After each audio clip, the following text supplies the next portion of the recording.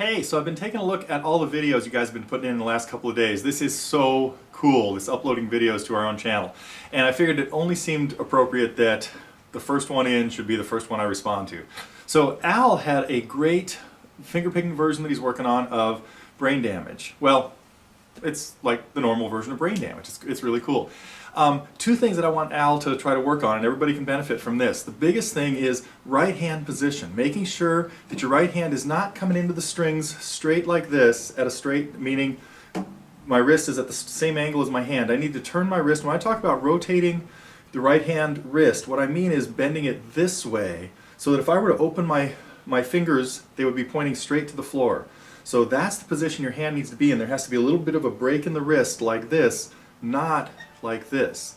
If you have it like this, when you play, your thumb and your first finger, they'll run into each other. Your hand has to be turned this way so that your thumb can be further down the strings than your fingers. So when I talk about your thumb being closer to your left hand, I'm talking about your thumb being out this way and your fingers plucking into your right hand, you know, pulling into your hand as if you're making a fist. So that's the biggest thing, is getting your hand bent a little bit so that it looks like that. Pretty good view of it. I hope everybody's seeing that.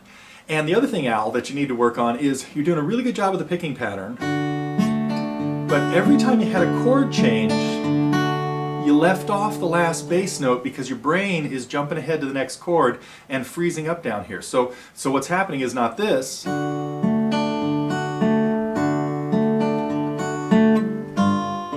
Listen to the last bass note here. 3, 4.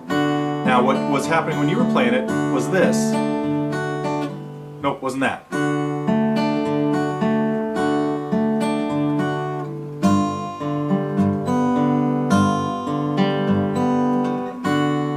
You're essentially leaving a rest in there, letting your thumb take a beat off. So you want to make sure not to do that. Get that last bass note in there. And this hand just has to keep going. So you want to practice that finger picking pattern just a little more subconsciously. You need to be able to keep that pattern going while you're watching TV or reading the newspaper or talking to your friends or something like that. So the right hand finger picking pattern has to become so subconscious that you're not even putting any attention into that, and all you're thinking about is the chord changes and maybe what bass notes you have to hit. But hitting that fourth bass note is really important there, and then it has to become an automatic thing in what you're playing there. So anyway, that's all I want to talk about in this quick reply to Al's look at brain damage. Just make sure a little bit better hand position for now. There's a few other things I might get to as I do more of these, but hand position for now. Make sure your hand gets turned this way a little bit, and then making sure to play the last bass note. Watch out, like I wrote in the text reply a little while ago, watch out for repeated bass notes when you try to do this. Make sure that when you do that, same thing, that the bass keeps alternating. By the way, good job on the strumming part, and keep your right hand going with nice steady motion and stuff. So anyhow, that's it for the quick reply to our first uploaded video in our YouTube channel. Really cool. Keep up the great work, guys. This is a blast.